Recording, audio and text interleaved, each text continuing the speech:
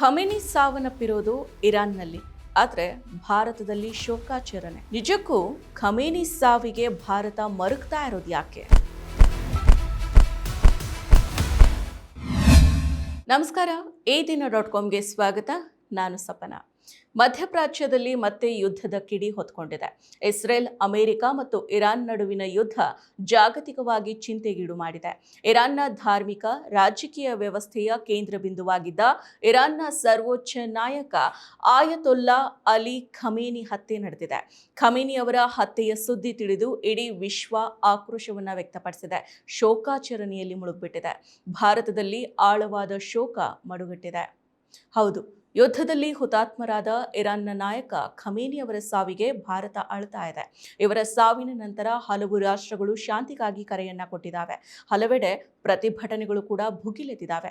1989ರಿಂದ ಇರಾನ್ನ ಗಣರಾಜ್ಯವನ್ನ ಮುನ್ನಡೆಸ್ತಾ ಇದ್ದ ಖಮೇನಿ ಅವರ ಸಾವನ್ನ ದೃಢಪಡಿಸಿರೋ ಇರಾನ್ ಸರ್ಕಾರ 40 ದಿನಗಳ ಶೋಕಾಚರಣೆಯನ್ನ ಘೋಷಣೆ ಮಾಡಿದೆ.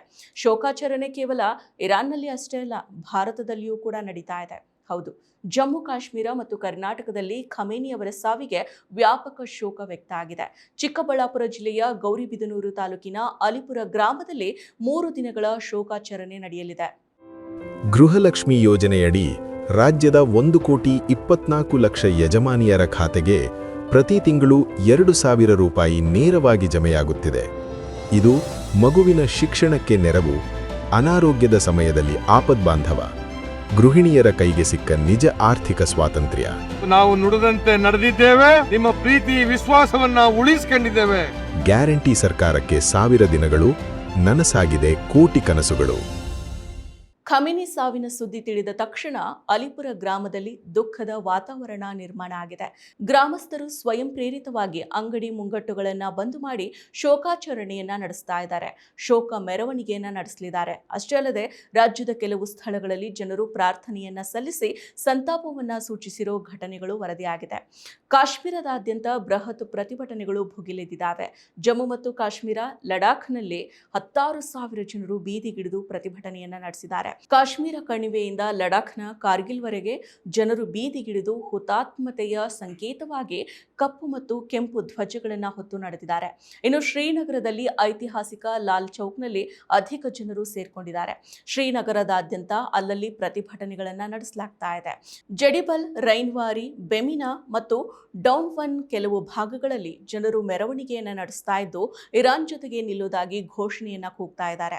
ಖಮೇನಿ ಹತ್ಯೆಯನ್ನ ಖಂಡಿಸಿ ಬೆಂಗಳೂರಿನಲ್ಲಿಯೂ ಕೂಡ ಪ್ರತಿಭಟನೆ ನಡೆದಿದೆ. ಜಾನ್ಸನ್ ಮಾರ್ಕೆಟ್ ಸಮೀಪದ ಮಸೀದಿಯಿಂದ ಆರಂಭವಾಗಿ ರಿಚ್ಮಂಡ್ ಟೌನ್ನಿಂದ ಹೊಸೂರು ರಸ್ತೆಯವರೆಗೆ ಮೆರವಣಿಗೆ ನಡೆದಿದೆ. ಇಸ್ರೇಲ್ ಮತ್ತು ಅಮೆರಿಕ ಯುದ್ಧ ನೀತಿಗೆ ವಿರೋಧ ಕೂಡ ವ್ಯಕ್ತ ಆಗಿದೆ. ಇರಾನಿನ ಸರ್ವೋಚ್ಚ ನಾಯಕ ಹತ್ಯೆ ಆಗಿರೋದಕ್ಕೆ ಇಡೀ ಭಾರತನೇ ಸಂತಾಪವನ್ನ ಸೂಚಿಸ್ತಾ ಇದೆ, ಪ್ರತಿಭಟಿಸ್ತಾ ಇದೆ, ಆಕ್ರೋಶವನ್ನ ವ್ಯಕ್ತಪಡಿಸ್ತಾ ಇದೆ. ಯಾಕೆ? ಇದಕ್ಕೆ ಕಾರಣ ಏನು? ಅಷ್ಟಕ್ಕೂ ಖಮೇನಿಗೂ ಭಾರತಕ್ಕೂ ಇರೋ ಸಂಬಂಧ ಏನು?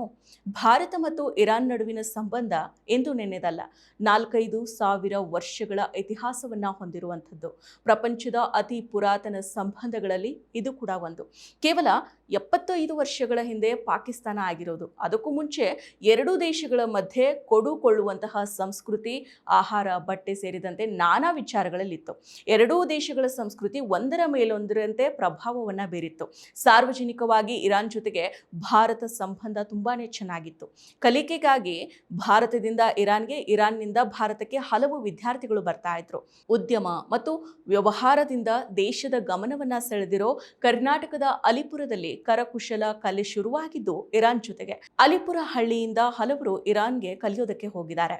ಇನ್ನು ಉತ್ತರ ಪ್ರದೇಶದ ಬಾರಾಬಂಕಿ ಜಿಲ್ಲೆಯ ಕಿಂತೂರು ಗ್ರಾಮದಲ್ಲಿ ಜನಿಸಿದ್ದ ಸೈಯದ್ ಅಹಮದ್ ಮೌಸವಿ ಹಿಂದಿ ಎನ್ನುವ ಧಾರ್ಮಿಕ ಗುರು ಭಾರತದಿಂದ ಇರಾನ್ಗೆ ತೆರಳಿ ಖಮೇನಿ ಕುಟುಂಬವನ್ನ ಶಿಯಾ ಪರಂಪರೆಯಲ್ಲಿ ಮುಂಚೂಣಿಗೆ ತರುವಲ್ಲಿ ಶ್ರಮಿಸಿದ್ರು.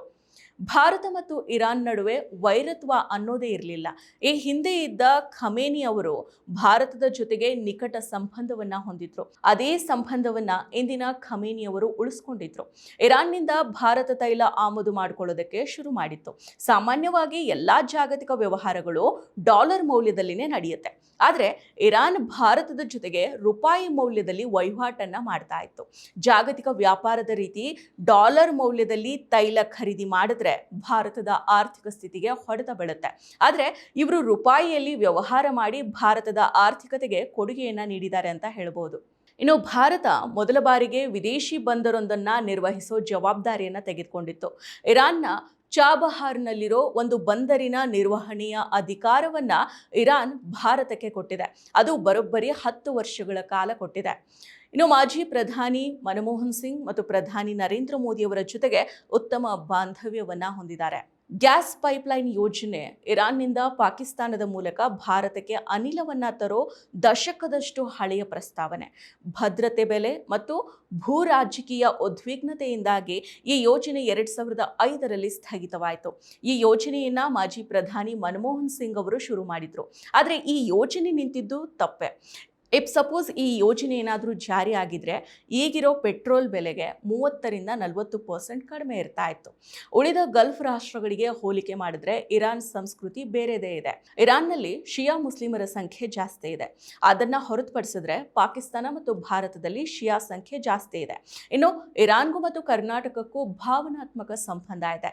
ಇನ್ನು ನಾಲ್ವಡಿ ಕೃಷ್ಣರಾಜ ಒಡೆಯರ ಕಾಲದಲ್ಲಿ ಮೈಸೂರು ಸಂಸ್ಥಾನದ ಅತ್ಯಂತ ಯಶಸ್ವಿ ದಿವಾನರಾಗಿದ್ದ ದಿವಾನ್ ಮಿರ್ಜಾ ಇಸ್ಮಾಯಿಲ್ ಅವರು ಇರಾನ್ ಮೂಲದವರು. ಹಲವು ಜನರು ಇರಾನ್ನಿಂದ ಭಾರತಕ್ಕೆ ವಲಸೆ ಬಂದು ನೆಲೆಸಿದ್ದೂ ಇದೆ. ಮಹಿಳಾ ಸ್ವಾತಂತ್ರ್ಯ ಇರಲಿಲ್ಲ. ಕ್ರಾಂತಿ ಮೂಲಕ ಅಧಿಕಾರಕ್ಕೆ ಬಂದವರು ಉದಾರವಾದಿ ಆಗಿರಲಿಲ್ಲ. ಅಧಿಕಾರವನ್ನ ಉಳಿಸ್ಕೊಳ್ಳೋದಕ್ಕೆ ಸರ್ವಾಧಿಕಾರಿ ರೀತಿಯಲ್ಲಿ ಇವರು ನಡೆದುಕೊಂಡಿದ್ರು, ಸರ್ವಾಧಿಕಾರಿ ಆಗಿದ್ರು. ಇದರಲ್ಲಿ 2 ಮಾತಿಲ್ಲ. ಆದರೆ ಅವರು ಭಾರತದ ಜೊತೆಗೆ ಉದಾರಿಯಾಗಿದ್ರು. ಇನ್ನು ಸ್ವಲ್ಪ ವಿವೇಕ ಇಲ್ಲದೆ ಇರೋ ಜನರು ಜಾಗತಿಕವಾಗಿ ವಿದೇಶಿ ವ್ಯವಹಾರ ಹೇಗಿರುತ್ತೆ ಅನ್ನೋ ಅರಿವಿಲ್ಲದೆ ಇರೋರು ತಿಳಿದೇ ಮಾತಾಡ್ತಾರೆ. ಭಾರತ ಯಾವ ರೀತಿ ವ್ಯವಹಾರ ಮಾಡುತ್ತೆ ಅನ್ನೋ ಅರ್ಥನೇ ಇವರಿಗಿಲ್ಲ. ಈ ಬಗೆಗೆ ಸ್ವತಃ ಅವರ ನಾಯಕರಿಗೆ ಗೊತ್ತಿಲ್ಲ. ವ್ಯಕ್ತಿ ಆರಾಧನೆಯಲ್ಲಿ ಕೂತಿರೋರಿಗೆ ಇದೆಲ್ಲ ಅರ್ಥ ಆಗೋದಿಲ್ಲ. ಬ್ರಿಟಿಷರ ಪಾದ ಸೇವೆಯನ್ನ ಮಾಡಿರೋ ಇವರುಗಳು ಈ ರೀತಿ ನಡೆದುಕೊಳ್ತಾರೆ. ಅವ್ರ ಬಳಿ ಮುಸ್ಲಿಂ ದ್ವೇಷ ಅನ್ನೋದು ಬಿಟ್ರೆ ಬೇರೆ ವಿಚಾರನೇ ಇಲ್ಲ ಅಂತ ಹೇಳ್ತಾರೆ ದರ್ಶನ್ ಜೈನ್ ಅವರು. ಇನ್ನು 3% ಇದ್ದ ಟ್ಯಾರಿಫ್ ಅನ್ನ 18% ಮಾಡಿದ ಟ್ರಂಪ್ ಹಿಂದೆ ಹೋಗೋ ಇವರುಗಳು ವ್ಯಾಪಾರದಲ್ಲಿ ಭಾರತಕ್ಕೆ ಎಲ್ಲ ರೀತಿಯ ಅನುಕೂಲವನ್ನ ಮಾಡಿದ ಖಮೇನಿ ಅವರನ್ನ ದೂಷಿಸ್ತಾ ಇದ್ದಾರೆ. ಇವರೆಲ್ಲ ದೇಶಭಕ್ತರಾಗೋದಕ್ಕೆ ಹೇಗೆ ಸಾಧ್ಯ? ಒಟ್ನಲ್ಲಿ ಹೇಳ್ಬೇಕಂದ್ರೆ ಕೊನೆ ಉಸಿರು ಇರೋವರೆಗೆ ಅಮೆರಿಕಾಗೆ ಶರಣಾಗದೆ ಸೆಡ್ಡು ಹೊಡೆದು ನಿಂತು ಹುತಾತ್ಮ ಆದವರು ಖಮೇನಿ. ಭಾರತದ ಜೊತೆಗೆ ಉತ್ತಮ ಬಾಂಧವ್ಯವನ್ನ ಹೊಂದಿದವರು, ದೀರ್ಘಕಾಲದ ಭಾರತದ ಮಿತ್ರ ಖಮೇನಿ. ಮತ್ತಷ್ಟು ವಿಶೇಷ ವಿಡಿಯೋಗಳನ್ನು ನೋಡಲು ಮತ್ತು ಹೊಸ ವಿಡಿಯೋಗಳ ಬಗ್ಗೆ ತಿಳಿಯಲು EDina.com ಯೂಟ್ಯೂಬ್ ಚಾನೆಲ್ ಸಬ್ಸ್ಕ್ರೈಬ್ ಮಾಡಿ ಮತ್ತು ಬೆಲ್ ಐಕಾನ್ ಕ್ಲಿಕ್ ಮಾಡಿ.